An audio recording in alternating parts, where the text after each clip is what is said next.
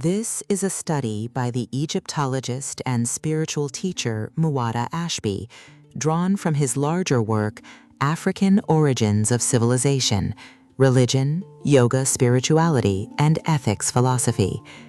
It asks two deceptively simple questions.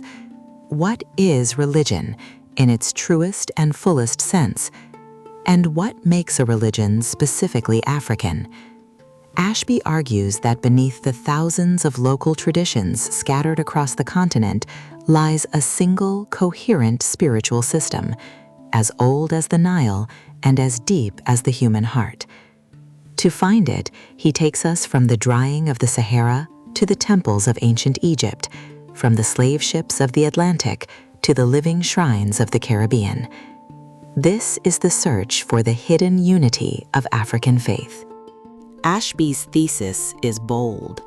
Most observers see Africa's religions as a scattered crowd of separate, even primitive, cults.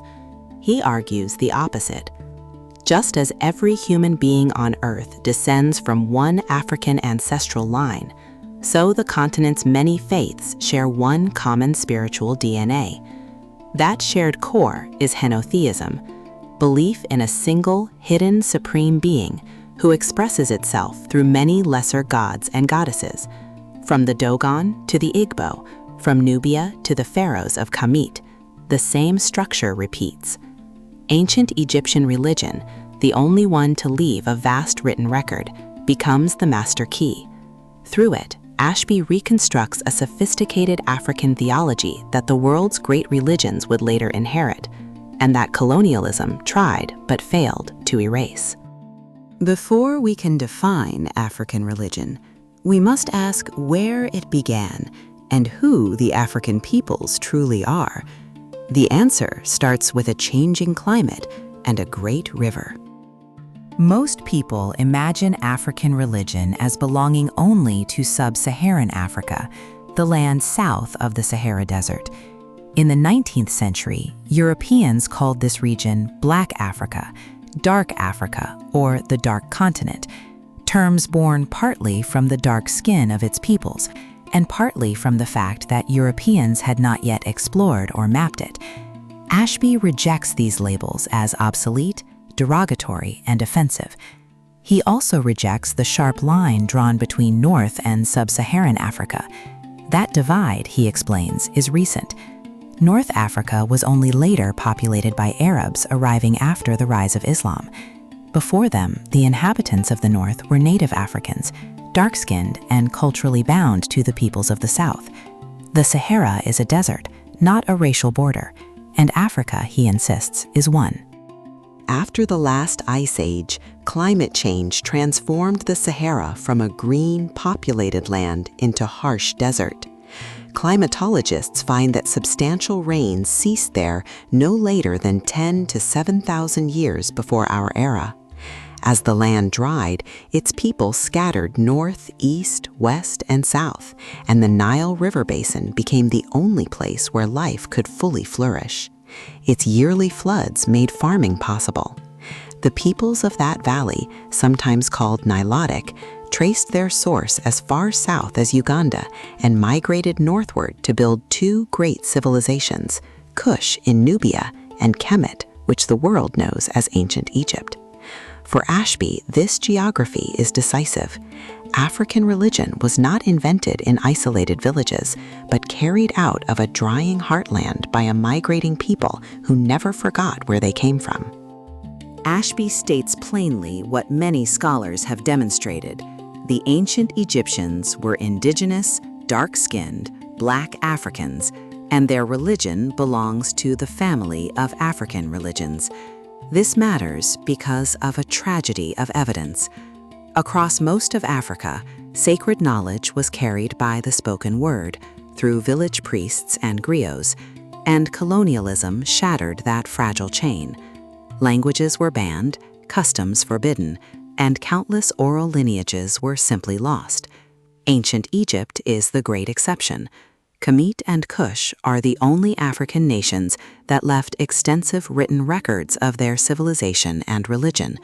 From those surviving inscriptions, Ashby argues, we can reconstruct the lost principles of pre-colonial African faith everywhere else.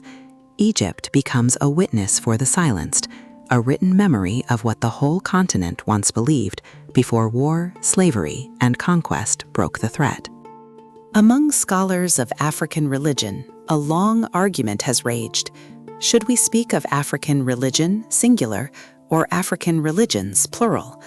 Do these traditions share a common essence, or are they genuinely distinct? Ashby surveys the field.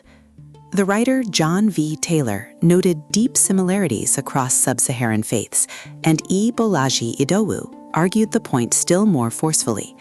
On the other side, John S. Mbiti insisted that African traditional religions are distinct and unique, a view supported by Benjamin Ray and E. Ikenga Metu. Ashby enters this debate with a specific tool, the concept of Henotheism, the worship of one supreme God while accepting many lesser ones. By comparing how each tradition presents its divinities, he aims to test whether a single theological pattern truly underlies them all. His wager is that it does. Before judging Africa's faith, Ashby pauses to ask a harder question. What is religion itself, really? And how does it differ from mere spirituality? The English word religion, Ashby reminds us, comes from the Latin relegare, meaning to relink or to link back. Religion, then, is a process by which human beings reconnect with God, the divinity, or whatever a people regard as the supreme cause behind existence. This is its hidden purpose, often forgotten. In modern times, he observes, religion is frequently drained of spirituality and used instead as a political tool to control others, followed as a social pastime or a matter of mere faith without ethical conscience. But authentic religion assumes a story, that there was once an original connection between the human soul and its source, that this bond was broken, and that it can be restored. Only a tradition that takes this reconnection as its true goal, Ashby argues, deserves the full name of religion. In its complete form, Ashby teaches, religion has 3 steps, and all 3 are necessary if its goal is to be reached. The first is mythology, the sacred stories that carry a culture's deepest concepts about human identity and the nature of the universe. The second is ritual, the formal ceremonies and the discipline of virtuous living that bring a person into harmony with themselves, the world, and the spirit. The third is mysticism, or metaphysics, the transcendental experience in which the soul actually touches the divine. Most people, he laments, know something of the myths and the rituals, but nothing of their true meaning, and so religion decays into empty habit and loses its spirituality. A movement that includes all 3 steps is genuine religion, whatever name its culture happens to give it. The African definition of religion, Ashby explains, agrees that religion means reconnecting with the higher self, the supreme being, but it conceives that being differently from the West. Western monotheism imagines a single phenomenal divinity, a personality existing in time and space. The African, Indian, Buddhist, and Native American traditions are henotheistic, and their supreme is both phenomenal and transcendental. God appears as a personality, appears as nature itself, and yet also transcends every form and name lying beyond creation. In ancient Egyptian terms, this hidden essence is Shetaut neter, the hidden divine essence, and the discipline of approaching it is Sheti, the process of penetrating the mysteries. Religion, in this vision, is not belief in a distant ruler, but a journey inward and beyond, toward a divinity at once intimately present and utterly unknowable. Ashby draws careful lines. Spirituality concerns whatever is incorporeal, beyond the physical, but it may or may not involve a divinity. Religion is narrower. It specifically relates the soul to a supreme being. So all true religion includes spirituality, but not all spirituality is religion. Mysticism is narrower still, the achievement of a state in which the individual self dissolves into universality, a oneness of the soul with the divine, like a drop merging with the ocean. We cannot call going to a movie or falling in love a mystical experience, he warns, unless it actually leads us beyond time and space. And what proof is there that any of this is real? The only proof, Ashby answers, lies in the testimony of those who have actually reconnected and reported back to those who have not. If religion means reconnection, the next question is whether Africa's countless traditions are truly many religions or many faces of a single one. Ashby offers a striking analogy. Look only at the surface of humanity, the cultures, colors, and customs, and you might believe there are many separate kinds of human beings. But examine the DNA, and you find that every person alive descends from a single line that left Africa some 150 to 200,000 years ago. There is, in truth, only one human race. Religion, he argues, works the same way. Judged by outward folklore, Africa's faiths look hopelessly diverse. But study their fundamental principles, the genetic code of religion, the tenets that make one religion distinct from another, and you discover that traditions across the entire continent hold the same core beliefs in common. Beneath the many masks, they are manifestations of one tradition. The Ghanaian symbol Gwe Nyame declares its first principle: God is the supreme power. When Ashby says African religions, he means something precise. The forms of faith developed on the continent by its own indigenous peoples in ancient times, before any religion arrived from outside, and before influences from other societies. These are the original traditions. He notes the numbers honestly. As of 1999, about half of Africa's people considered themselves Muslims, a smaller share Christians, or followers of African religions, and still fewer Jews or Hindus. Yet despite centuries of Muslim and Christian missionary effort, a substantial number of Africans still practiced one of the indigenous religions, as did many people of African descent scattered across the diaspora. The old faith, in other words, never disappeared.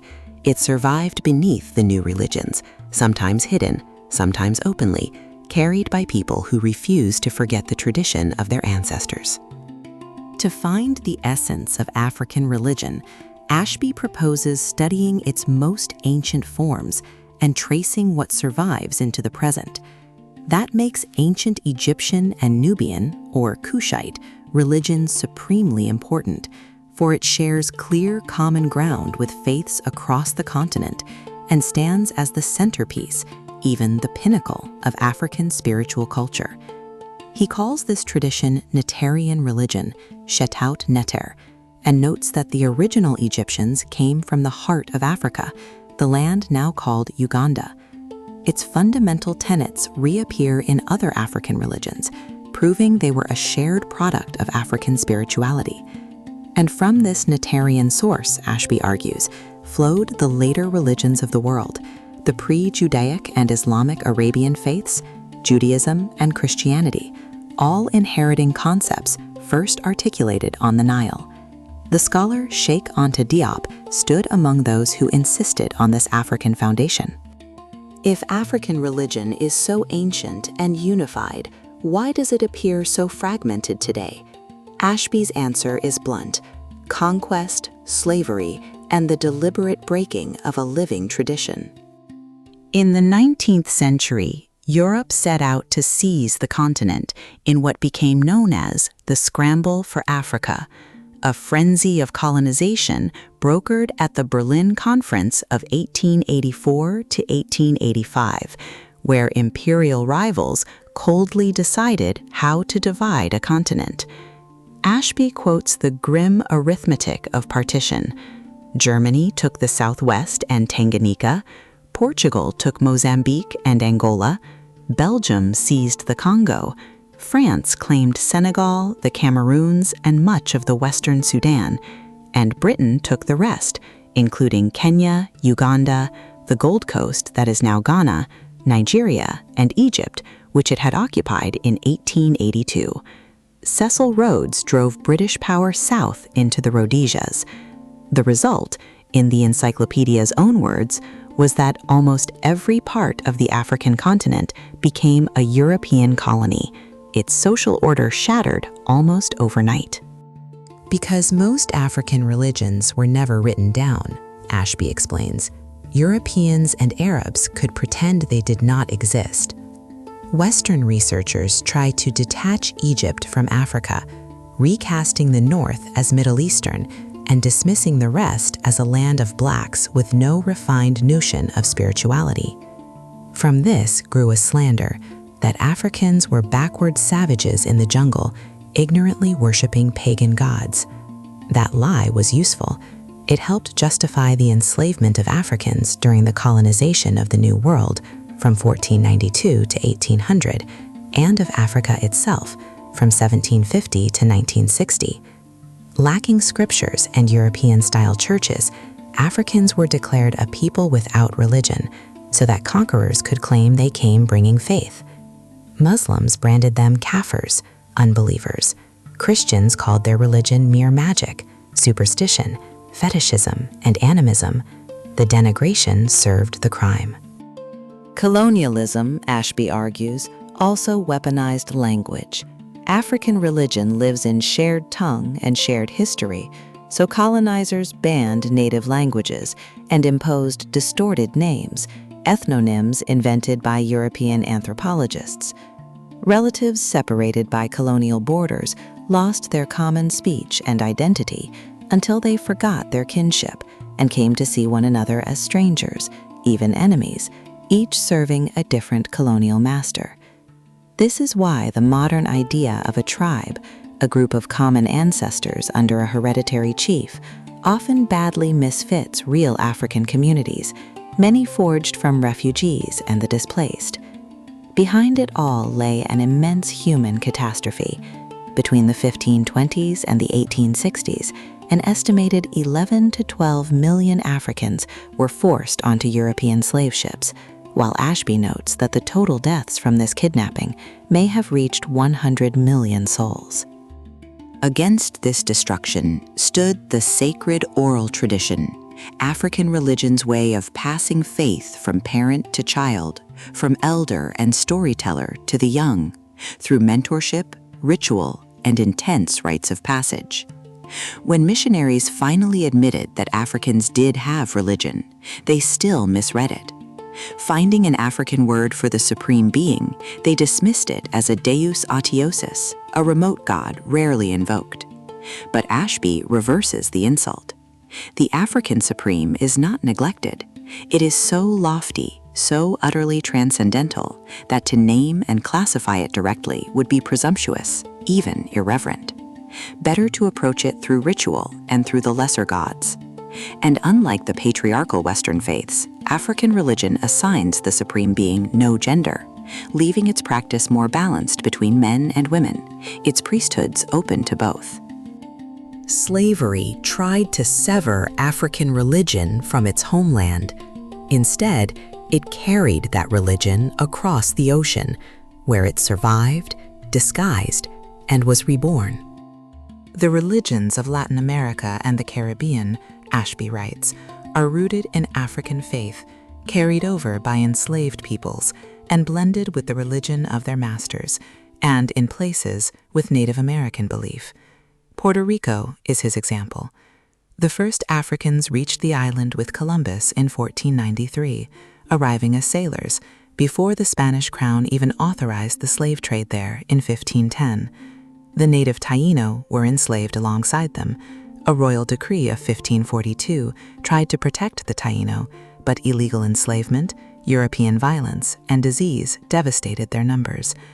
As African and Taino peoples mixed, then merged with Spanish and later Anglo-American rulers, a wholly new culture took shape. Roman Catholicism was the island's only official religion. Yet most people quietly practiced a faith that fused African belief with Christian images, a pattern repeated across the Americas. When the United States took Puerto Rico after the Spanish-American War, Ashby notes, it intensified a cruel caste system in which lighter skin bought greater freedom and darker skin meant discrimination, even among the mixed population. Out of this very island came one of the greatest scholars of African history. Few remember that Arturo Alfonso Schomburg was born in Puerto Rico in 1874. As a boy, he was told by another student that people of African descent had achieved nothing in history. Stung, he answered with the accomplishments of Africans on his own island, then devoted his life to traveling the world and documenting the African contribution to humanity. He became a mentor to 20th century African centrists and assembled one of the finest collections of evidence of African achievement ever gathered. By his death in 1938, he was honored as a great historian. Across the diaspora, African religion endured by wearing new masks. Ashby names the great surviving faiths. In Trinidad, Shango blends Yoruba religion with Christianity. In Jamaica, Rastafarianism draws on Ethiopian Christianity and Judaism. In Brazil, Umbanda and Candomblé both rest on Yoruba foundations, the supreme being surrounded by the Orishas. In Haiti, Voodoo descends from the Fon Vodun religion of Benin.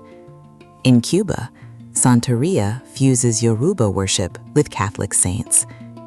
The African presence lingers everywhere, in food and dance, in language, in rhythms like Puerto Rico's La Bomba, and in surviving African words. Beneath the Christian surface, the old structure persisted, one supreme being served by many lesser powers, exactly the Henotheism Ashby traces back to the Nile. The chains could move the body, but they could not erase the inherited shape of the soul's worship. Now, Ashby turns from history to theology. What exactly are the common principles that make all these traditions, ancient and diaspora alike, one religion? For centuries, Ashby writes, anthropologists and missionaries refused to grant African religion the dignity of true religion, branding it magic, superstition, fetishism, or animism. Yet when we examine its tenets closely, the same fundamental principles appear again and again across the whole continent and in ancient Egypt alike. He reduces them to two great pillars, an ideal of spiritual evolution, the path by which a soul rises, and a theistic format, the structure of God and the lesser divinities. From these, he draws a list of 11 essential concepts shared by Black African religion and its ancient Egyptian expression. There is one supreme God who is called Neter in Kamit. That God expresses as lesser divinities, the Neteru, and God and the universe are ultimately one, a totality the Egyptians named Neberger. The shared tenets continue, Ashby shows, and each African idea has its Egyptian name. To be religious is to seek the meaning of life itself, which the Egyptians called Shetaut Neter, the study of the hidden divine. There is no separation between the sacred and the secular, for all of existence is holy.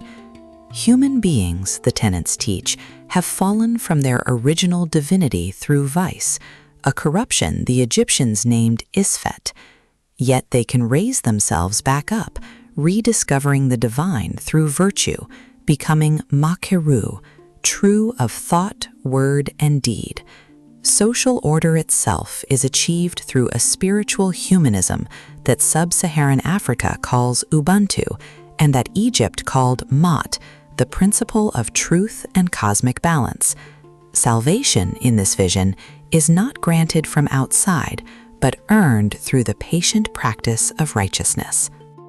The remaining tenets, Ashby explains, describe society and its highest goal. African religion is bound to a divine monarchy, a king and queen who carry both secular duties, protecting the people and administering equal justice, and sacred ones, officiating at the great spiritual ceremonies as heads of the national religion. In Egypt, this royal office was the para, the pharaoh. Men and women alike may serve as priests and priestesses with equal rights, called hum and hamet in Kamit.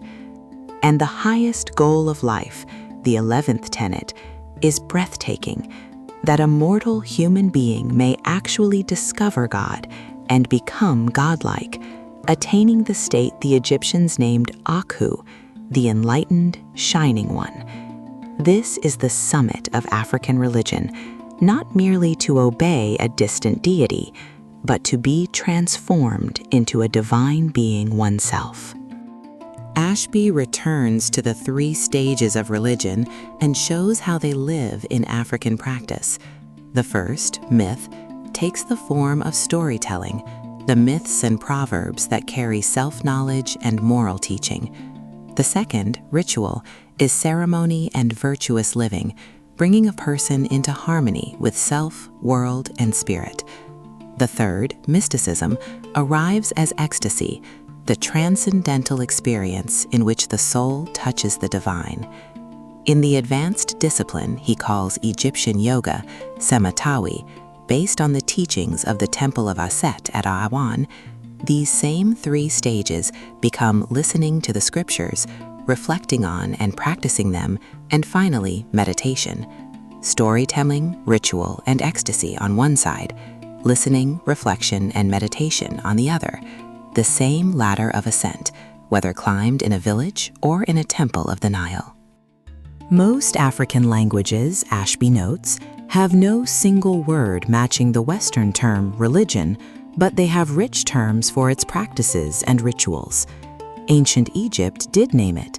In the texts appears Shetaut neter, built from Shetah, meaning mystery and that which is hidden, and neter, the divinity. Together they mean the secrets about the divine self, and this is why Egyptian religion came to be called the Egyptian mysteries. Ashby finds its closest parallel not in the West, but in the Chinese Tao, the way of nature. Where Tao points to nature's way, Shetaut neter points to the hidden quality of divinity. To practice it is to undertake the process of uncovering what is hidden and unknown about the spirit, the divine self that is at once goddess and god, secret and waiting to be found. At last, Ashby reaches the heart of African theology, how one hidden supreme being can rule over a teeming world of gods, goddesses, and ancestors. Here, Ashby defines his central term. Theism is simply the belief that a god exists and acts in creation. Monotheism asserts only one god. Polytheism asserts many.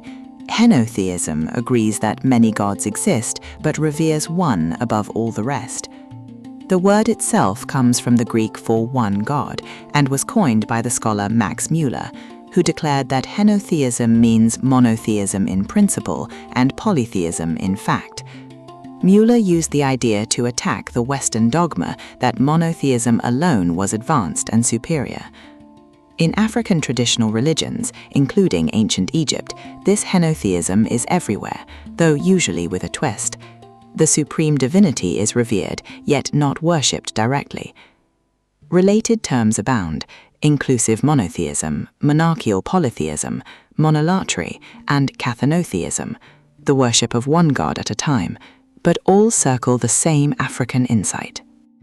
Ashby coins a precise name for the African form of Henotheism, Shetatheism, from Shetah, the hidden. In it, the supreme divinity is acknowledged by the priests, but rarely named or invoked openly, while the masses approach lesser divinities, local or cosmic, as their personal high god or goddess. What is hidden is unfathomable and unapproachable, so the lesser gods become the doorway to the supreme.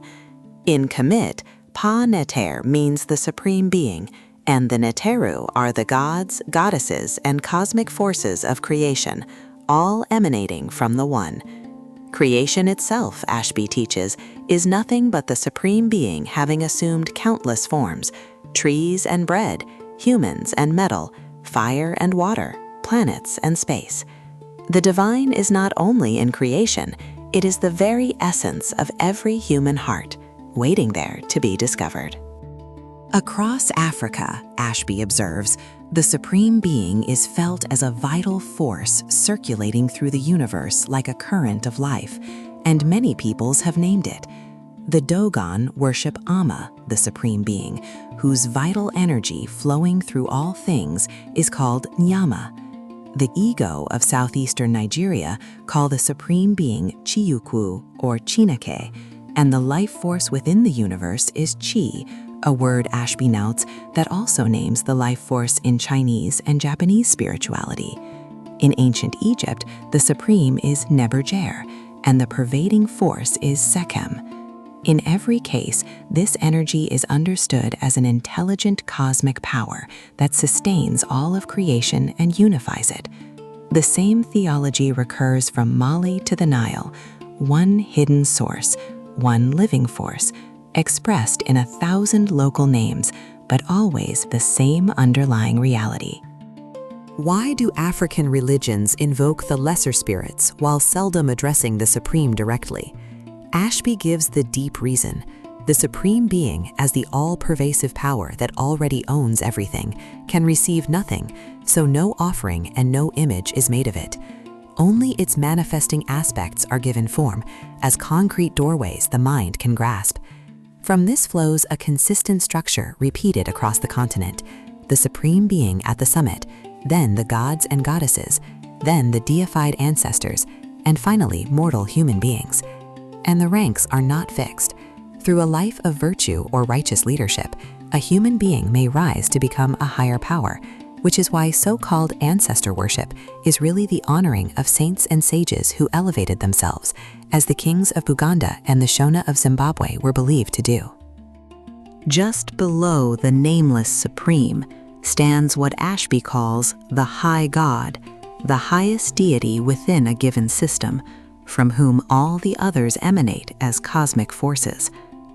In the Asarian religion of Egypt, that high god is Asar, known as Pa-Neter, the god, the source of all the Neteru. Yet even Asar arose from the same transcendental supreme that has no name or form, the Neteru, the Neberger, the all-encompassing divinity.